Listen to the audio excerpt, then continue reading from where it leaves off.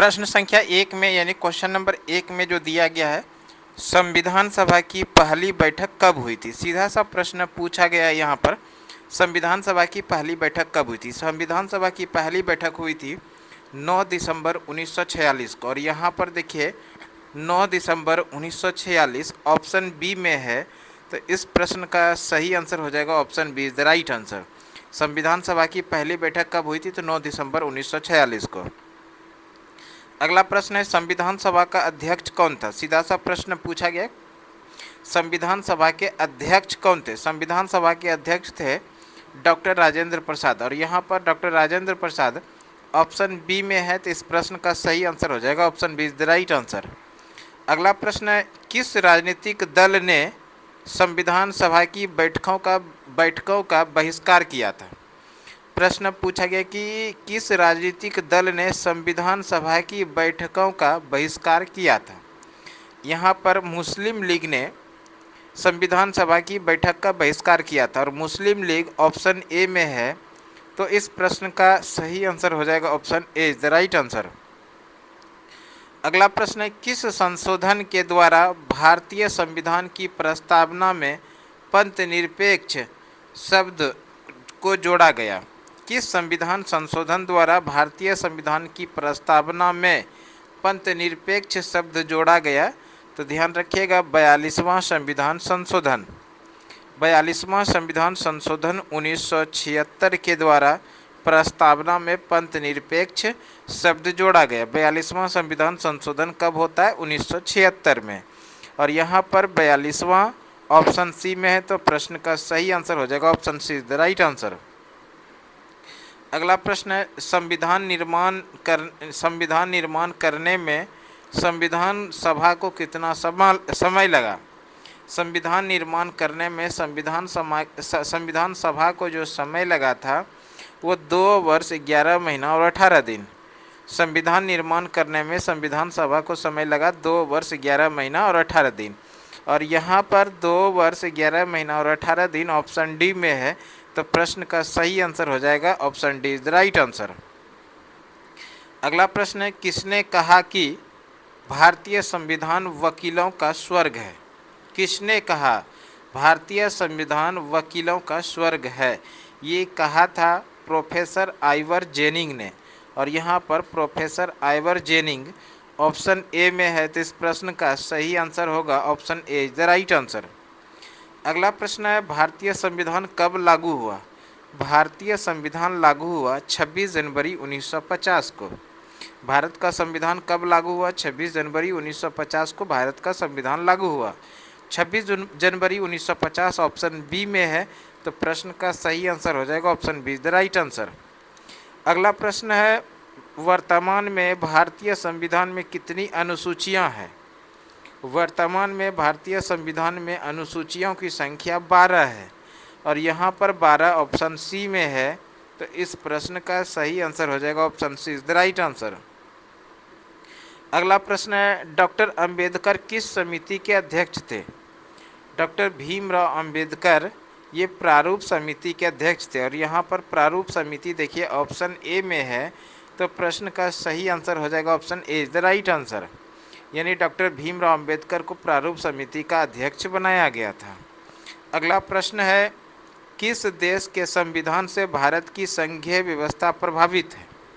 किस देश के संविधान से भारत की संघीय व्यवस्था प्रभावित है, तो ये देश है कनाडा। और यहाँ पर कनाडा ऑप्शन सी में है, तो प्रश्न का सही आंसर हो जाएगा option C is the right answer. अगला प्रश्न है, राष्ट्रपति की संकटकालीन शक्तियाँ किस देश के संविधान से ली गई है। राष्ट्रपति की संकटकालीन शक्तियाँ ये ली गई है जर्मनी से। जर्मनी यहाँ पर देखिए ऑप्शन डी के अंदर है, तो इस प्रश्न का सही आंसर हो जाएगा ऑप्शन डी। यानी यहाँ पर जो प्रश्न पूछा गया इस तरह से, संकटकालीन शक्तियाँ, ये संकटकालीन शक्तियाँ इसी को बोलते हैं आपातकालीन, यानी आपातकाल। आपातकाल का जो प्रावधान है वो भारत के संविधान में जर्मनी के संविधान से लिया गया। और जर्मनी यहाँ पर ऑप्शन डी में है, तो प्रश्न का सही आंसर हो जाएगा option D is the right answer. अगला प्रश्न है, संविधान की प्रस्तावना को भारत की राजनीतिक जनकुंडली किसने कहा। संविधान की प्रस्तावना को भारत की राजनीतिक कुंडली जो कहा था वो कहा था के.एम. मुंशी ने। के.एम. मुंशी यहाँ पर ऑप्शन डी में है, तो प्रश्न का सही आंसर हो जाएगा option D, the right answer. अगला प्रश्न है, सर्वप्रथम किस देश में संघात्मक शासन की स्थापना हुई? सर्वप्रथम किस देश में संघात्मक शासन की स्थापना हुई? तो ये संघात्मक शासन की स्थापना सर्वप्रथम संयुक्त राज्य अमेरिका में हुई। और यहाँ पर संयुक्त राज्य अमेरिका देखिए ऑप्शन बी में है, तो प्रश्न का सही आंसर हो जाएगा option B, the right answer. अगला प्रश्न पूछा गया है, सर्वोच्च न्यायालय ने किस केस में संविधान के अमूल ढांचे का सूत्र निर्धारित किया? सर्वोच्च न्यायालय ने किस केस में संविधान के अमूल ढांचे का सूत्र निर्धारित किया? तो ये केस था केशवानंद भारती केस। और यहाँ पर केशवानंद भारती केस देखिए ऑप्शन बी में है, तो इस प्रश्न का सही आंसर होगा option B, the right answer. अगला प्रश्न है, संविधान सभा के निर्वाचन में प्रांतीय विधानसभाओं के लिए कुल कितने स्थान निर्धारित थे? संविधान सभा के निर्वाचन में प्रांतीय विधानसभाओं के लिए कुल कितने स्थान निर्धारित थे? तो ये स्थान था 292। और यहाँ पर 292 देखिए ऑप्शन सी में है, तो प्रश्न का सही आंसर हो जाएगा option C, the right answer. अगला प्रश्न है, संविधान में न्यायिक समीक्षा की व्यवस्था किस देश के संविधान से ली गई है? संविधान में न्यायिक समीक्षा की व्यवस्था जो ली गई है ये अमेरिका के संविधान से। और यहाँ पर अमेरिका देखिए ऑप्शन ए में है, तो प्रश्न का सही आंसर हो जाएगा option A, the right answer. अगला प्रश्न है, संविधान सभा में कुल कितने सदस्य थे? संविधान सभा में कुल सदस्यों की बात करें तो संविधान सभा में कुल सदस्य थे 389 और 389 यहाँ पर देखिए ऑप्शन सी में है, तो प्रश्न का सही आंसर हो जाएगा option C, the right answer. और साथ ही साथ याद रखिएगा आज़ादी के बाद संविधान सभा में कुल सदस्यों की संख्या कितना बचा? तो 299 बचा। और इसके अलावे जो भी थे वो कहाँ चले गया? तो पाकिस्तान के अंदर में संविधान सभा का वो सदस्य चले गए। संविधान सभा में कुल कितने सदस्य बचे थे? 299। वैसे कुल सदस्यों की बात किया जाएगा तो 389 था। अगला प्रश्न देखिए, अगला प्रश्न पूछा गया, भारतीय संविधान सभा के उद्घाटन अधिवेशन का अध्यक्ष कौन था? संविधान सभा के उद्घाटन अधिवेशन के जो अध्यक्ष बने थे वो अस्थायी अध्यक्ष बने थे डॉक्टर सच्चिदानंद सिन्हा। और यहाँ पर doctor Sachchidananda Sinha option C में है, तो प्रश्न का सही आंसर हो जाएगा option C, the right answer. अगला प्रश्न पूछा गया है, भारतीय संविधान की प्रस्तावना के अनुसार भारत की सर्वोच्च सत्ता किसमें निहित है? भारतीय संविधान की प्रस्तावना के अनुसार भारत की सर्वोच्च सत्ता जो निहित है वो भारत की जनता में है। और यहाँ पर जनता देखिए ऑप्शन ए में है, तो प्रश्न का सही आंसर हो जाएगा option A, the right answer. अगला प्रश्न है, संविधान सभा में समाजवादी विचारों को अपनाने के प्रबल समर्थक कौन थे? संविधान सभा में समाजवादी विचारों को अपनाने के प्रबल समर्थक जो थे वो थे पंडित जवाहरलाल नेहरू, यानी जवाहरलाल नेहरू। जवाहरलाल नेहरू ऑप्शन डी में है, तो प्रश्न का सही आंसर हो जाएगा option D, the right answer. अगला प्रश्न है, भारत में संघवाद की प्रकृति क्या है? भारत में संघवाद की जो प्रवृत्ति है वो है अर्धसंघ। और यहाँ पर अर्धसंघ ऑप्शन बी में है, तो इस प्रश्न का सही आंसर हो जाएगा option B, the right answer. अगला प्रश्न है, भारत की संघीय व्यवस्था में अवशिष्ट शक्तियाँ किसके पास है? भारत की संघीय व्यवस्था में अवशिष्ट शक्तियाँ जो है वो भारतीय संसद के पास प्राप्त है। संसद यहाँ पर ऑप्शन डी में है, तो इस प्रश्न का सही आंसर हो जाएगा option D, the right answer. अगला प्रश्न है, हमारी संघीय व्यवस्था को कब एकात्मक व्यवस्था में बदला जा सकता है? हमारी संघीय व्यवस्था को कब एकात्मक व्यवस्था में बदला जा सकता है? तो यह है आपातकाल के समय में। और आपातकाल यहाँ पर ऑप्शन बी में है, तो इस प्रश्न का सही आंसर हो जाएगा option B, the right answer. अगला प्रश्न है, संघ सूची में कुल कितने विषय दिए गए हैं? संघ सूची में कुल विषयों को शामिल किया गया 100। वर्तमान में संघ सूची में 100 विषयों को शामिल किया गया है। और 100 ऑप्शन ए में है, तो प्रश्न का सही आंसर हो जाएगा option A, the right answer. अगला प्रश्न पूछा गया है, संविधान के किस अनुसूची में केंद्र व राज्यों के मध्य शक्तियों के वितरण का प्रावधान है? संविधान की किस अनुसूची में केंद्र और राज्यों यानी केंद्र व राज्यों के बीच शक्तियों का वितरण का प्रावधान है? तो ये है अनुसूची 7। यानी भारतीय संविधान का अनुसूची 7 के अंदर में केंद्र व राज्यों के बीच शक्तियों का विभाजन है। और यहाँ पर अनुसूची 7 ऑप्शन सी में, तो प्रश्न का सही आंसर हो जाएगा option C is the right answer. अगला प्रश्न है, संविधान के किस अनुच्छेद में अस्पृश्यता का उन्मूलन किया गया है?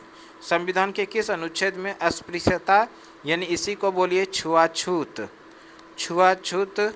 का अंत का उन्मूलन किया गया? तो ये अनुच्छेद है 17। अनुच्छेद 17 के अंदर में अस्पृश्यता यानी छुआछूत का अंत का प्रावधान है। अनुच्छेद 17 ऑप्शन डी के अंदर है, तो प्रश्न का सही आंसर हो जाएगा option D is the right answer. अगला प्रश्न है, कौन सा मौलिक अधिकार संविधान के मौलिक अधिकार की सूची से निकाल दिया गया है? यानी मौलिक अधिकार के संविधान के मौलिक अधिकार संविधान के मौलिक अधिकार की सूची से निकाल दिया गया है, तो वह है संपत्ति का अधिकार। और यहाँ पर संपत्ति का अधिकार जो है ऑप्शन बी में है, तो इस प्रश्न का सही आंसर हो जाएगा option B is the right answer. ये भी ध्यान रखिएगा, संपत्ति के अधिकार को मौलिक अधिकार से कब निकाला गया? 44वां संविधान संशोधन 1978 के द्वारा संपत्ति के अधिकार को मौलिक अधिकार से निकालकर विधिक अधिकार के अंदर रखा गया है, विधिक अधिकार, और ये अनुच्छेद 301 के अंदर रखा गया है। अगला प्रश्न देखिए क्या, अगला प्रश्न पूछा गया है, राज्य के नीति निर्देशक सिद्धांतों का उल्लेख भारतीय संविधान के किस भाग में किया गया है? राज्य के नीति निर्देशक सिद्धांतों का उल्लेख भारतीय संविधान के किस भाग में किया गया है? तो राज्य के नीति निर्देशक सिद्धांतों का उल्लेख भारतीय संविधान के भाग 4 में किया गया है। और यहाँ पर भाग 4 जो है वो है ऑप्शन सी में, तो प्रश्न का सही आंसर हो जाएगा option C is the right answer. नीति निर्देशक तत्व का प्रावधान किस देश के संविधान से लिया गया है? तो आप लोग याद रखिएगा, आयरलैंड के संविधान से लिया गया है। नीति निर्देशक सिद्धांत का प्रावधान भारतीय संविधान में किस देश के संविधान से लिया गया है? तो आयरलैंड के संविधान से लिया गया है। और यहाँ पर अनुच्छेद की बात किया जाए, किस अनुच्छेद से किस अनुच्छेद है? तो अनुच्छेद 36 से 51 के बीच में जितना भी प्रावधान है वो संविधान के भाग 4 के अंदर है। अगला प्रश्न पूछा गया है, संविधान के किस संशोधन ने मौलिक कर्तव्यों का अध्याय को जोड़ा गया है? संविधान के किस संशोधन में मौलिक कर्तव्यों का अध्याय को जोड़ा गया है? मौलिक कर्तव्यों को जोड़ा गया है 42वां संविधान संशोधन 1976 के द्वारा। 42वां संविधान संशोधन 1976 के द्वारा भारतीय संविधान में मौलिक कर्तव्यों के प्रावधान को जोड़ा गया है। और किस समिति के सिफारिश पर? तो ध्यान रखिएगा, सरदार स्वर्ण सिंह समिति के सिफारिश पर, सरदार स्वर्ण सिंह समिति के सिफारिश पर भारतीय संविधान में 42वां संविधान संशोधन 1976 के द्वारा मौलिक कर्तव्य को जोड़ा गया है। अगला प्रश्न देखिए क्या, अगला प्रश्न पूछा गया है, वर्तमान में हमारे संविधान में कुल कितने मौलिक अधिकार हैं? वर्तमान में हमारे संविधान में कुल मौलिक अधिकार संख्या 6 है। और यहाँ पर 6 देखिए ऑप्शन बी में है, तो प्रश्न का सही आंसर हो जाएगा option B is the right answer. अगला प्रश्न है, किस मौलिक अधिकार को भारतीय संविधान का हृदय एवं आत्मा कहा जाता है? मौलिक अधिकार के किस मौलिक अधिकार को भारतीय संविधान का हृदय एवं आत्मा कहा जाता है? तो इसमें मौलिक अधिकार की आत्मा व हृदय जो कहा जाता है वो कहा जाता है संवैधानिक उपचारों का अधिकार। और यहाँ पर संवैधानिक उपचारों का अधिकार ऑप्शन सी में है, तो प्रश्न का सही आंसर हो जाएगा option C is the right answer. और इसके साथ ध्यान रखिएगा, संवैधानिक उपचारों का जो अधिकार है ये किस अनुच्छेद के अंदर है? तो अनुच्छेद 32 के अंदर जो है, इसी अनुच्छेद 32 के अंदर में संवैधानिक उपचारों का अधिकार है। अगला प्रश्न पूछा गया है, मौलिक अधिकार को लागू करने के लिए रीट किसके द्वारा जारी होता है? मौलिक अधिकारों को लागू करने के लिए रीट जारी किया जा सकता है राष्ट्रपति के द्वारा। और यहाँ पर राष्ट्रपति देखिए ऑप्शन ए में है, तो प्रश्न का सही आंसर हो जाएगा option A the right answer. अगला प्रश्न पूछा गया है, किस अनुच्छेद के द्वारा गौवध पर प्रतिबंध लगाया गया है? किस अनुच्छेद के द्वारा गौवध पर प्रतिबंध लगाया गया? तो ये अनुच्छेद 48, अनुच्छेद 48 के अंदर में गौवध पर प्रतिबंध लगाया गया है। यहाँ पर अनुच्छेद 48 ऑप्शन ए में है, तो प्रश्न का सही आंसर हो जाएगा option A is the right answer. अगला प्रश्न है, मौलिक अधिकारों का संशोधन कौन कर सकता है? मौलिक अधिकारों का संशोधन कर सकता है, ये कर सकता है संसद। और यहाँ पर संसद देखिए ऑप्शन डी के अंदर है, तो प्रश्न का सही आंसर हो जाएगा option D is the right answer. मौलिक अधिकार की बात करें तो वर्तमान समय में मौलिक अधिकारों की संख्या 6 है। मौलिक अधिकार का प्रावधान ये अमेरिका के संविधान से लिया गया, इसको भी याद रखिएगा। मौलिक अधिकार का प्रावधान किस देश के संविधान से लिया गया है? अमेरिका के संविधान से लिया गया है। मौलिक अधिकार जो है ये संविधान के किस भाग में है? तो भाग की बात करें तो मौलिक अधिकार का प्रावधान भारतीय संविधान के भाग 2 में है। और अनुच्छेद की बात करें तो अनुच्छेद 12 से 35 के बीच में है। ठीक है, इसको भी याद रखिएगा। अगला प्रश्न है, कौन सा अधिकार अल्पसंख्यकों के हितों की रक्षा करता है? कौन सा अधिकार जो है वो अल्पसंख्यकों के हितों की रक्षा करता है? तो ये जो अधिकार है ये संस्कृति व शिक्षा का अधिकार है। संस्कृति व शिक्षा का अधिकार ऑप्शन डी में है, तो प्रश्न का सही आंसर हो जाएगा option D is the right answer. अगला प्रश्न है, भारतीय संविधान में नीति निर्देशक तत्व की व्यवस्था किस देश के संविधान से ली गई है? भारतीय संविधान में नीति निर्देशक तत्व की व्यवस्था ये जो लिया गया है ये आयरलैंड के संविधान से लिया गया है। और यहाँ पर आयरलैंड देखिए ऑप्शन सी के अंदर है, तो प्रश्न का सही आंसर हो जाएगा option C is the right answer. अगला प्रश्न है, किस अनुच्छेद के अंतर्गत राज्यों में राष्ट्रपति शासन लागू किया जाता है?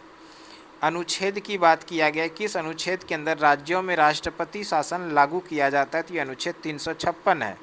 अनुच्छेद 356 के द्वारा किसी भी राज्य के अंदर में राष्ट्रपति शासन लागू किया जा सकता है, और ये राष्ट्रपति शासन राष्ट्रपति के द्वारा लागू किया जाता है। ये भी ध्यान रखिएगा, किसके द्वारा लागू किया जाता है? अनुच्छेद 356 तो राष्ट्रपति द्वारा लागू किया जाता है। अगला प्रश्न है, भारत के राष्ट्रपति की संवैधानिक स्थिति क्या है? भारत के राष्ट्रपति की संवैधानिक स्थिति जो है वो है राज्य का अध्यक्ष, जो कि ऑप्शन ए में है, तो प्रश्न का जो सही आंसर होगा वो हो जाएगा option A is the right answer. अगला प्रश्न है, भारतीय संविधान के किस अनुच्छेद के अंतर्गत राष्ट्रपति पर महाभियोग लगाया जा सकता है? राष्ट्रपति को हटाने की जो विधि है उसी को महाभियोग कहा जाता है। राष्ट्रपति को हटाने की विधि को क्या कहा जाता है? महाभियोग। और ये जो महाभियोग का प्रावधान है ये संविधान के अनुच्छेद 61 के अंदर है। राष्ट्रपति को महाभियोग द्वारा हटाया जा सकता है अनुच्छेद 61 के अंदर, और यहाँ पर अनुच्छेद 61 ऑप्शन बी में है, तो प्रश्न का सही आंसर हो जाएगा option B is the right answer. अगला प्रश्न देखिए क्या है। अगला प्रश्न पूछा गया है, किसके लिखित परामर्श पर अनुच्छेद 352 के अंतर्गत राष्ट्रपति संकटकालीन शक्तियों का उपयोग कर सकता है?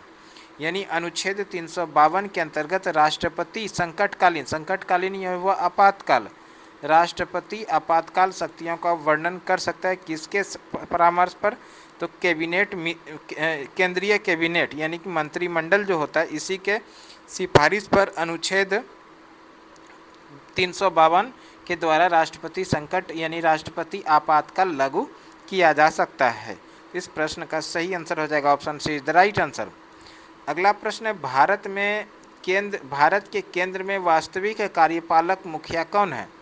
भारत के केंद्र में वास्तविक कार्यपालक जो मुखिया होता है तो वो होता है प्रधानमंत्री।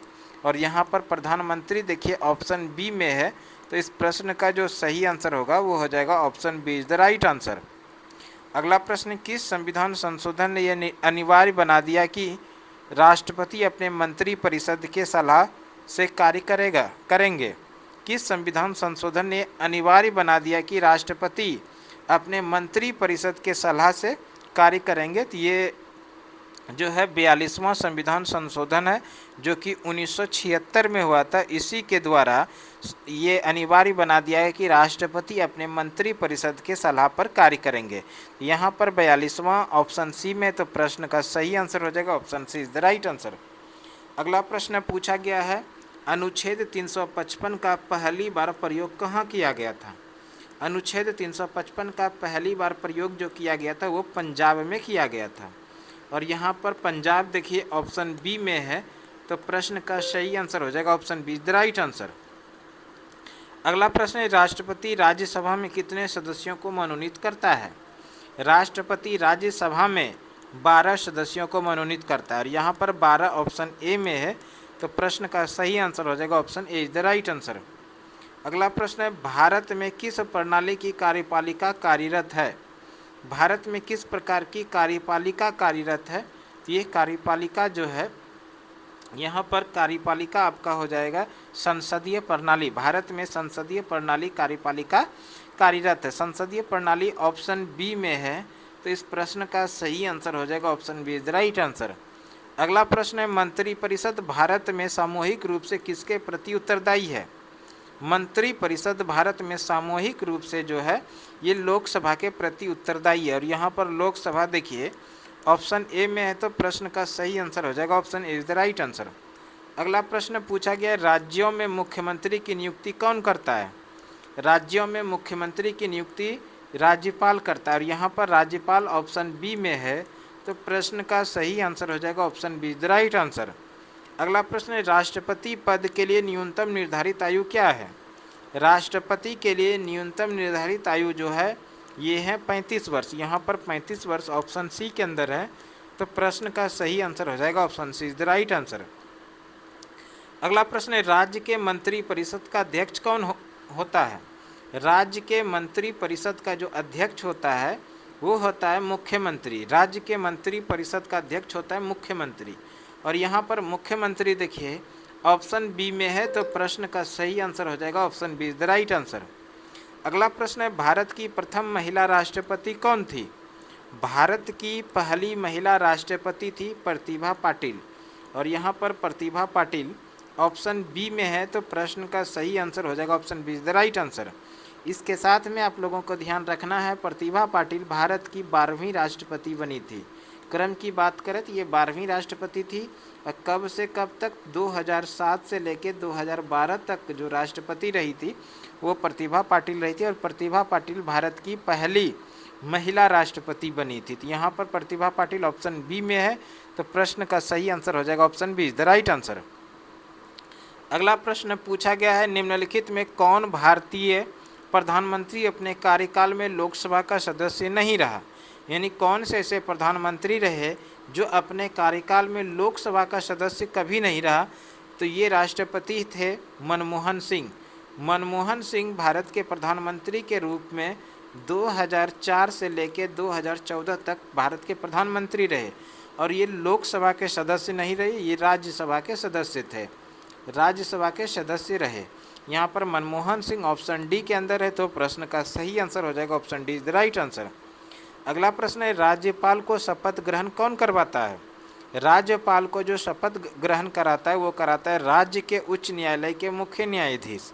राज्य के उच्च न्यायालय के जो मुख्य न्यायाधीश होते हैं वही राज्यपाल को शपथ दिलाते हैं, और यहाँ पर राज्य के उच्च न्यायालय के मुख्य न्यायाधीश ऑप्शन डी में है, तो इस प्रश्न का जो सही आंसर होगा वो हो जाएगा option D is the right answer.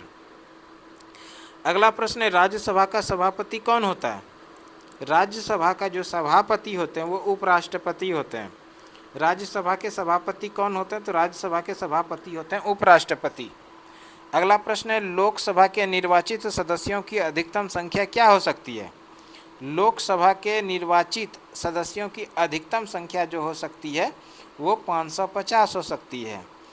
2019 के पहले लोकसभा के अधिकतम निर्वाचित सदस्यों की संख्या 252 हुआ करता था, लेकिन जब 2 एंग्लो इंडियन को समाप्त कर दिया तो इस तरह से अब जो है वर्तमान में लोकसभा में निर्वाचित सदस्यों की अधिकतम संख्या 550 हो सकता है, जो ऑप्शन ए में है। अगला प्रश्न है, किस अनुच्छेद के अंतर्गत राष्ट्रपति सर्वोच्च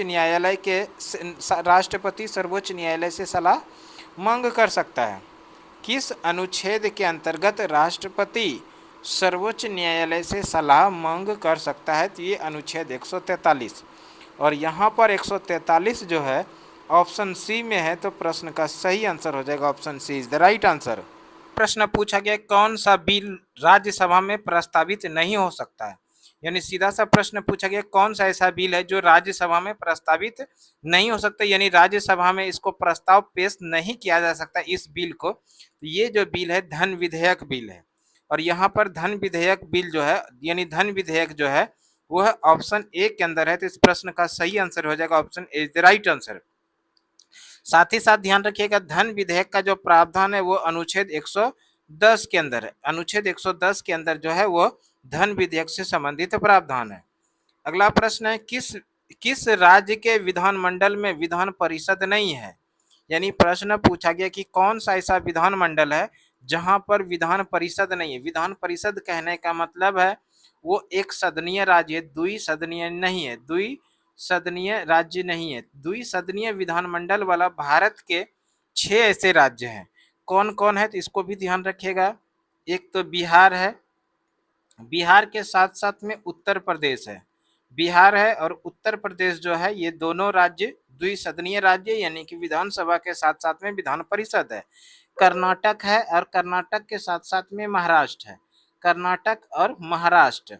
तेलंगाना है, तेलंगाना और आंध्र प्रदेश, ये भी ध्यान रखिएगा, तेलंगाना और आंध्र प्रदेश, आंध्र प्रदेश। तो ये जो 6 राज्य हैं, इस 6 राज्य के अंदर में विधानसभा के साथ साथ में विधान परिषद भी है। कौन सा राज्य है? बिहार, उत्तर प्रदेश, कर्नाटक, महाराष्ट्र, तेलंगाना और आंध्र प्रदेश। इसके अलावे सभी राज्य जो है वहां पर केवल और केवल विधानसभा है, विधान परिषद वहां नहीं है। तो यही प्रश्न पूछा गया कौन सा राज्य जहां विधान परिषद नहीं है। तो यहाँ पर देखिए मध्य प्रदेश जो है यहाँ पर विधान परिषद नहीं है, तो यहाँ पर इस प्रश्न का सही आंसर हो जाएगा option D is the right answer. अगला प्रश्न है राजनीतिक दल बदल विरोधी कानून कौन सा संविधान संशोधन में है? राजनीतिक दल बदल विरोधी कानून संविधान में संशोधन करके जोड़ा गया। ये 52वां संविधान संशोधन 1985 के द्वारा, 52वां संविधान संशोधन 1985 के द्वारा भारतीय संविधान में अनुसूची 10 जोड़ा गया। अनुसूची 10 जोड़ा गया और इसी अनुसूची 10 के अंदर में दल बदल कानून को रखा गया। अगला प्रश्न पूछा गया है यदि लोकसभा धन विधेयक पास करती है तो उसे राज्यसभा से कितने दिनों के भीतर पास होना चाहिए? धन विधेयक पास करती है लोकसभा तो राज्यसभा से उसे 14 दिन तक पास होना चाहिए, और यहाँ पर 14 दिन देखिए ऑप्शन ए में है, तो प्रश्न का सही आंसर हो जाएगा option A is the right answer. अगला प्रश्न है संसद की संयुक्त बैठक की अध्यक्षता कौन करता है? संसद की संयुक्त बैठक की अध्यक्षता करता है लोकसभा अध्यक्ष।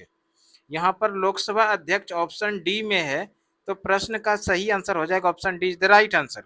संसद की संयुक्त बैठक की अध्यक्षता लोकसभा अध्यक्ष करता है, लेकिन संयुक्त बैठक बुलाता कौन है?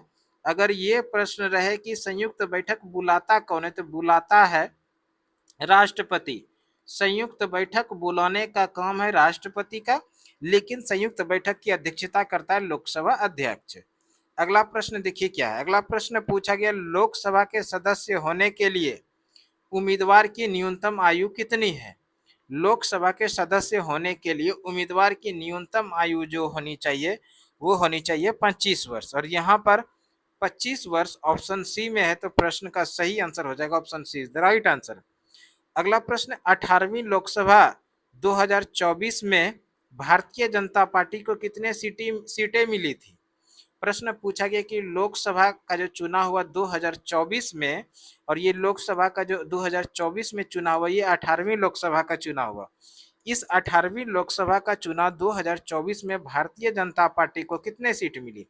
भारतीय जनता पार्टी को 240 सीट मिली थी, और यहाँ पर देखिए 240 सीट जो है ऑप्शन बी में है। इस प्रश्न का सही आंसर हो जाएगा option C option B is the right answer. अगला प्रश्न निम्न में से कौन भारतीय संसद का अंग नहीं है?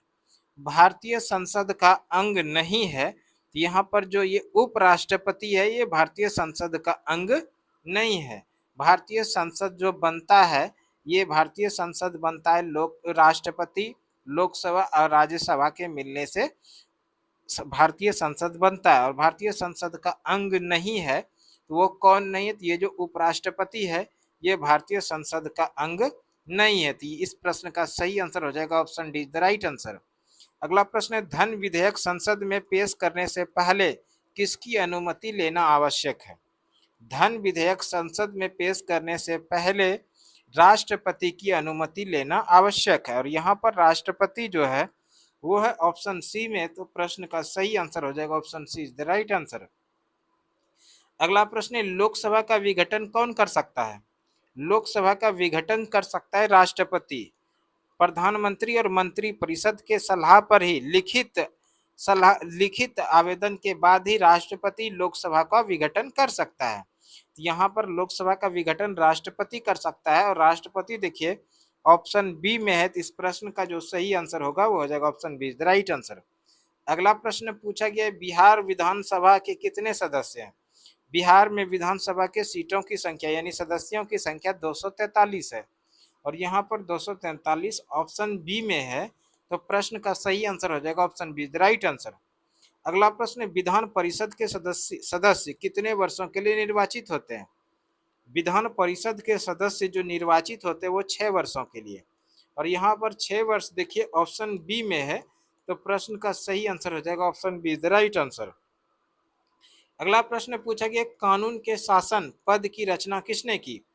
कानून के शासन पद की जो रचना किया है वो किया एवी डाइसी ने, और यहाँ पर एवी डाइसी ऑप्शन बी में है।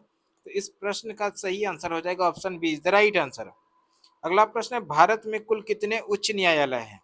भारत में कुल उच्च न्यायालय जो है वो 25 उच्च न्यायालय है। भारत में कुल उच्च न्यायालय कितने हैं? भारत में उच्च न्यायालयों की संख्या 25 है और 25वां और सबसे नवीनतम उच्च न्यायालय जो है, नवीनतम उच्च न्यायालय वो है अमरावती उच्च न्यायालय। सबसे नवीनतम कौन सा है? अमरावती उच्च न्यायालय, जो कि 2019 में बना है, इसको याद रखिएगा। अगला प्रश्न है, भारतीय संविधान के किस अनुच्छेद द्वारा राज्य के उच्च न्यायालय रीट जारी कर सकता है? भारतीय संविधान के किस अनुच्छेद के द्वारा राज्य के उच्च न्यायालय रीट जारी कर सकता है? तो वो अनुच्छेद है 226, और यहाँ पर 226 जो है वो ऑप्शन सी में है। तो प्रश्न का सही आंसर हो जाएगा option C, the right answer. अगला प्रश्न पूछा गया है, उच्च न्यायालय के किसी न्यायाधीश की अवकाश आयु क्या है? यानी उच्च न्यायालय के किसी न्यायाधीश की रिटायरमेंट की आयु क्या है? ध्यान रखिएगा, उच्च न्यायालय के न्यायाधीश की अवकाश की आयु जो है वो है 62 वर्ष, और यहाँ पर 62 वर्ष ऑप्शन बी में है। तो प्रश्न का सही आंसर हो जाएगा option B, the right answer. ये उच्च न्यायालय की बात किया जा रहा है। अगर वहीं पर बात किया जाता सर्वोच्च न्यायालय, तो सर्वोच्च न्यायालय के न्यायाधीश का जो रिटायरमेंट का आयु है वो है 65 वर्ष। तो दोनों अलग अलग है, ध्यान रखिएगा। अगर सर्वोच्च न्यायालय की बात किया जाएगा तो 65 वर्ष, और उच्च न्यायालय की बात किया जाएगा तो 62 वर्ष। अगला प्रश्न देखिए क्या, अगला प्रश्न पूछा गया, उच्च न्यायालय के निर्णय को कौन पलट सकता है? उच्च न्यायालय के निर्णय को पलट सकता है सर्वोच्च न्यायालय, और यहाँ पर सर्वोच्च न्यायालय ऑप्शन डी में है। तो प्रश्न का सही आंसर हो जाएगा option D is the right answer. अगला प्रश्न है, भारत सरकार तथा राष्ट्रपति का कानूनी सलाहकार क्या कहलाता है?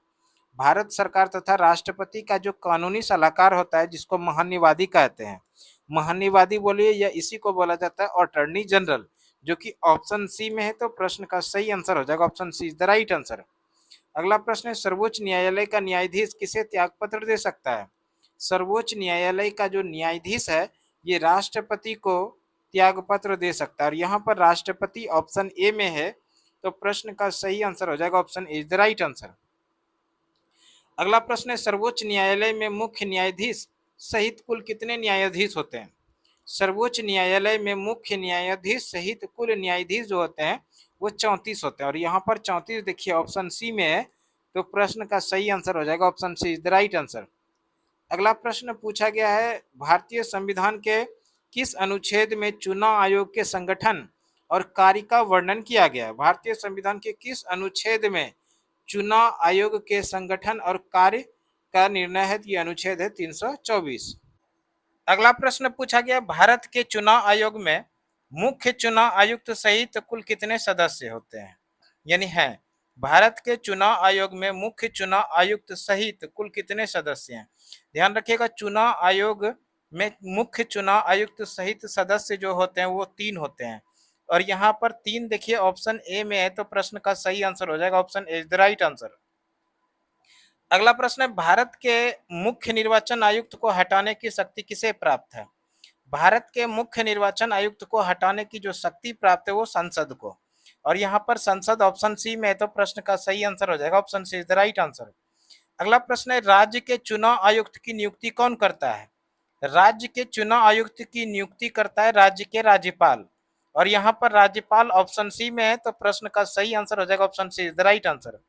अगला प्रश्न, किसे भारतीय संविधान का संरक्षक कहा जाता है? भारतीय संविधान का संरक्षक जो कहा जाता है वो सर्वोच्च न्यायालय को कहा जाता है। और सर्वोच्च न्यायालय ऑप्शन डी में है, तो प्रश्न का सही आंसर हो जाएगा option D is the right answer. अगला प्रश्न है, पटना उच्च न्यायालय की स्थापना कब हुई थी? पटना उच्च न्यायालय की स्थापना 1916 में हुई है, और 1916 ऑप्शन बी में है, तो प्रश्न का सही आंसर हो जाएगा option B is the right answer. अगला प्रश्न है, निम्न में से कौन समवर्ती सूची का विषय है? निम्न में से समवर्ती सूची का विषय विवाह और तलाक है। और यहाँ पर विवाह और जो तलाक है वो ऑप्शन ए में है, तो प्रश्न का सही आंसर हो जाएगा option A is the right answer. अगला प्रश्न है, भारतीय संविधान का अनुच्छेद 40 के अंतर्गत राज्य किसकी स्थापना करेगा? भारतीय संविधान का अनुच्छेद 40 इसके अंतर्गत राज्य स्थापना करेगा पंचायती राज का, यानी ग्राम पंचायत का। और यहाँ पर ग्राम पंचायत ऑप्शन बी में है, तो प्रश्न का जो सही आंसर होगा वो हो जाएगा option B is the right answer. अगला प्रश्न है, पंचायती राज दिवस कब मनाया जाता है? पंचायती राज दिवस 24 अप्रैल को मनाया जाता है, और 24 अप्रैल यहाँ पर ऑप्शन सी में, तो प्रश्न का सही आंसर हो जाएगा option C is the right answer. अगला प्रश्न है, 73वां और 74वां संविधान संशोधन कब लागू हुआ? 73वां और 74वां संविधान संशोधन ये लागू हुआ 1993 में, और 1993 यहाँ पर ऑप्शन बी में है, तो प्रश्न का सही आंसर हो जाएगा option B is the right answer. अगला प्रश्न है, भारत के किस राज्य में सर्वप्रथम पंचायती राज प्रणाली की स्थापना हुई? भारत के किस राज्य में पंचायती राज प्रणाली की स्थापना हुई थी? ये है राजस्थान, और राजस्थान का नागौर जिला, राजस्थान का नागौर जिला में पहली बार सर्वप्रथम पंचायती राज प्रणाली की शुरुआत हुई। और कब हुई थी? तो 2 अक्टूबर 1959 को, ये भी ध्यान रखिएगा, 2 अक्टूबर 1959 को शुरुआत हुई थी। अगला प्रश्न है, नगर निगम के निर्वाचित अध्यक्ष कौन होते हैं? नगर निगम के निर्वाचित अध्यक्ष होते हैं महापौर। और महापौर ऑप्शन बी में है, तो प्रश्न का सही आंसर हो जाएगा option B is the right answer. अगला प्रश्न है, भारत में कितने स्तरीय पंचायती राज प्रणाली की स्थापना की गई है? भारत में पंचायती राज की जो स्थापना की गई है वो त्रिस्तरीय पंचायती राज है। और यहाँ पर त्रिस्तरीय देखिए ऑप्शन डी में है, तो प्रश्न का सही आंसर हो जाएगा option D is the right answer. अगला प्रश्न है, पंचायतों के चुनाव कितने वर्ष में होते हैं? पंचायतों में चुनाव जो होते हैं वो 5 वर्ष में होते हैं, और यहाँ पर 5 देखिए ऑप्शन बी में है, तो प्रश्न का सही आंसर हो जाएगा option B is the right answer. अगला प्रश्न है, राज्यों के पुनर्गठन आयोग के अध्यक्ष कौन थे? राज्यों के पुनर्गठन आयोग के अध्यक्ष जो थे वो थे न्यायमूर्ति फजल अली। न्यायमूर्ति फजल अली के द्वारा ही, न्यायमूर्ति फजल अली की अध्यक्षता में राज्यों का पुनर्गठन आयोग बनाया गया था 1953 में, 1953 में, जो कि लागू हुआ 1956 में। ये ध्यान रखिएगा, राज्य पुनर्गठन आयोग लागू कब होता है? तो 1956 में, आयोग बना कब? 1953 में। अगला प्रश्न है, पंचशील समझौता किन दो देशों के बीच हुआ था? पंचशील समझौता जो हुआ था भारत और चीन के बीच में हुआ था। भारत और चीन के बीच में पंचशील समझौता 1954 में हुआ था। और इस समय भारत के प्रधानमंत्री के द्वारा जो हस्ताक्षर किया गया था जवाहरलाल नेहरू, और चीन की तरफ से जो हस्ताक्षर किया गया था वो चाउ एन लाई के द्वारा। अगला प्रश्न देखिए क्या है, सन 1972 में भारत और पाकिस्तान के बीच किस समझौते पर हस्ताक्षर हुआ? 1972 में भारत और पाकिस्तान के बीच में जो समझौते पर हस्ताक्षर हुआ था वो समझौता था शिमला समझौता। और यहाँ पर शिमला समझौता ऑप्शन बी में, तो प्रश्न का सही आंसर हो जाएगा option B is the right answer. अगला प्रश्न है, प्रथम गुट निरपेक्ष सम्मेलन के अध्यक्ष कौन थे? प्रथम गुट निरपेक्ष आंदोलन के अध्यक्ष थे डॉक्टर सुकुर्नो। और यहाँ पर डॉक्टर सुकुर्नो ऑप्शन ए में है, तो प्रश्न का सही आंसर हो जाएगा option A is the right answer. अगला प्रश्न है, भारत ने पहला सफल परमाणु परीक्षण कब किया? भारत ने पहला सफल परमाणु परीक्षण किया था 1974 में। और 1974 देखिए ऑप्शन ए में, तो प्रश्न का सही आंसर हो जाएगा option A is the right answer. अगला प्रश्न, मैकमोहन रेखा कहाँ अवस्थित है? मैकमोहन रेखा भारत के अरुणाचल प्रदेश राज्य में स्थित है। अरुणाचल प्रदेश यहाँ पर ऑप्शन सी में है, तो प्रश्न का सही आंसर हो जाएगा option C is the right answer. अगला प्रश्न है, सार्क का प्रथम सम्मेलन किस देश में हुआ था? सार्क का प्रथम सम्मेलन जो हुआ था, तो वो हुआ था बांग्लादेश में। और यहाँ पर बांग्लादेश ऑप्शन बी में है, तो प्रश्न का सही आंसर हो जाएगा option B is the right answer. Bangladesh की राजधानी ढाका में हुआ था सार्क का पहला सम्मेलन, ढाका में। सार्क का हेडक्वार्टर कहाँ पर है? काठमांडू में, जो नेपाल की राजधानी यहाँ पर हेडक्वार्टर है। अगला प्रश्न, निम्नलिखित में कौन सार्क का सदस्य नहीं है? सार्क का सदस्य नहीं है, यहाँ पर जो म्यांमार है ये सार्क का सदस्य नहीं है, म्यांमार ऑप्शन डी में, तो प्रश्न का सही आंसर हो जाएगा option D is the right answer. अगला प्रश्न, अंतर्राष्ट्रीय न्यायालय का मुख्यालय कहाँ स्थित है? अंतर्राष्ट्रीय न्यायालय का मुख्यालय जो है ये द हेग में स्थित है। और यहाँ पर द हेग ऑप्शन डी में, तो प्रश्न का सही आंसर हो जाएगा option D is the right answer. अगला प्रश्न पूछा गया है, चंद्रयान 3 का सफल परीक्षण भारत में किस वर्ष हुआ? चंद्रयान 3 का सफल परीक्षण भारत में जो है वो 2023 में। और यहाँ पर 2023 ऑप्शन ए में, तो प्रश्न का सही आंसर हो जाएगा option A is the right answer. अगला प्रश्न, संयुक्त राष्ट्र संघ के सुरक्षा परिषद में कितने अस्थायी सदस्य हैं? संयुक्त राष्ट्र संघ के सुरक्षा परिषद में कुल अस्थायी सदस्य जो है वो है 5। और यहाँ पर 5 देखिए ऑप्शन बी में, तो प्रश्न का सही आंसर हो जाएगा option B is the right answer.